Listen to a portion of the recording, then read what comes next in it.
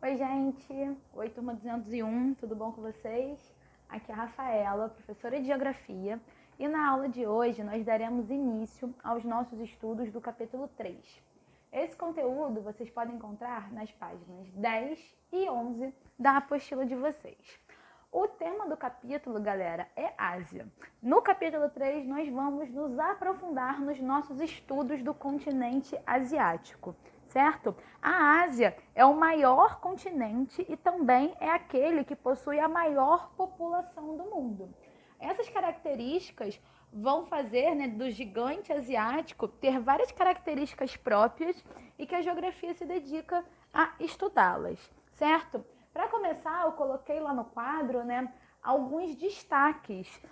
A Ásia, ela tem, 50 países, então alguns destaques vão ser a China, o gigante chinês, segunda maior potência do mundo, o único país que tem possibilidade de ultrapassar os Estados Unidos ali num espaço médio ali de tempo. Japão, Índia, as Coreias, tanto a Coreia do Norte quanto a Coreia do Sul. Nós temos também os países que são conhecidos como tigres asiáticos lá no continente asiático, Temos Israel, Iraque, enfim, vários países compõem, o continente asiático. Na aula de hoje, especificamente, nós vamos nos dedicar a entender duas características físicas da Ásia: o clima e a vegetação. Como eu adiantei, a Ásia é o maior continente do mundo. E por causa disso, devido à sua dimensão, a gente vai ver que o clima na Ásia ele vai ser diversificado. Nessa região do planeta, nós vamos encontrar tipos climáticos bastante diferenciados. Além disso, nós também vamos ver que vamos encontrar lá numerosas regiões montanhosas. Vamos ver que na Ásia também nós temos grande quantidade de desertos. Ou seja, as características físicas da Ásia, as características naturais, são bastante interessantes. O primeiro clima que a gente vai estudar é o clima de monções. Galera, atenção a esse tipo climático.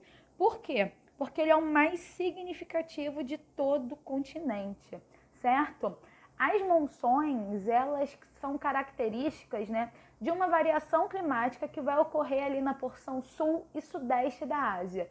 Inclusive, esse pedacinho, essa porção sul e sudeste, também é conhecida como a Ásia das monções. O que acontece? A gente vai ver, que dentro do clima de monções vai ter um fenômeno atmosférico que vai fazer com que ocorra numa parte do ano intensas chuvas e na outra parte do ano secas rigorosas, certo? Então, galera, a gente vai ver que os ventos desse tipo de clima, os ventos de monções, eles vão ser caracterizados pela variação da sua direção de acordo com a mudança de estações do ano, certo? Guardem essas informações que elas são fundamentais, tá bom? Primeiro tipo de monção que a gente vai ver é a monção marítima, certo? Também pode ser chamada, de monção de verão, exatamente porque ela ocorre no verão.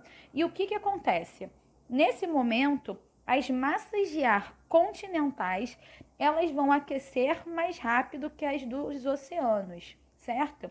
E como consequência, nós vamos ver que vai ter, rajadas de vento carregadas de umidade que vão vir do oceano em direção ao continente. Já que esses ventos eles vêm carregados de umidade, do oceano para o continente, vão causar chuvas intensas nessas regiões, certo?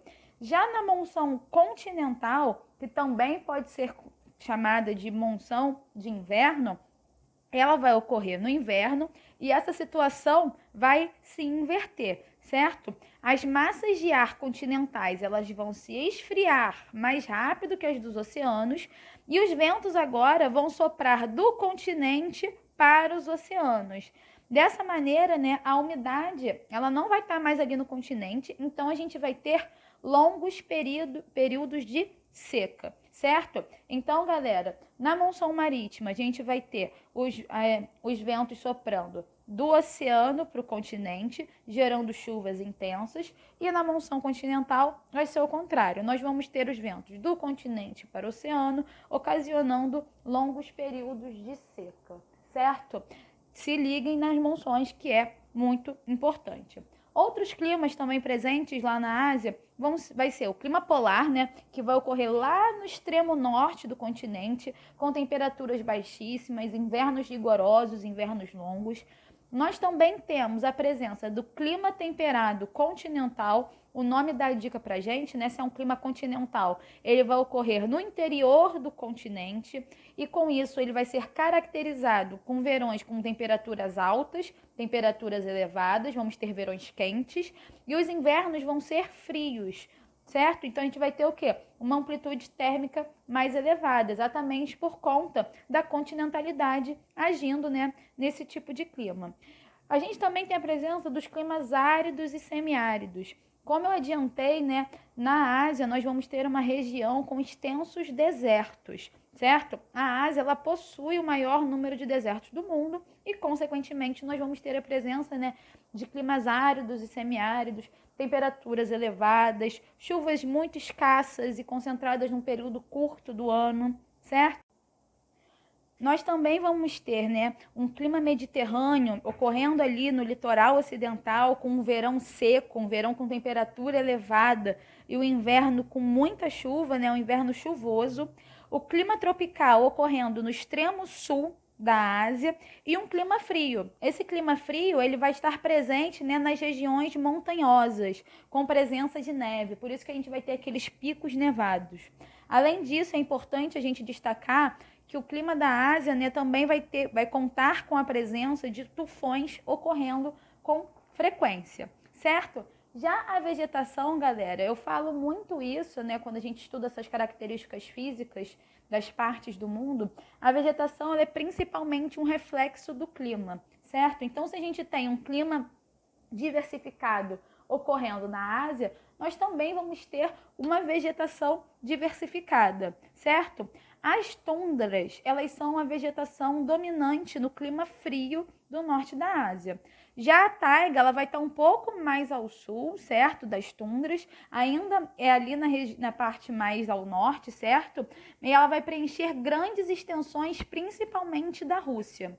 Já as estepes vão estar predominando no sul da Sibéria e na Ásia Central. Florestas tropicais vão ser encontradas principalmente no centro-sul e no sul da Ásia.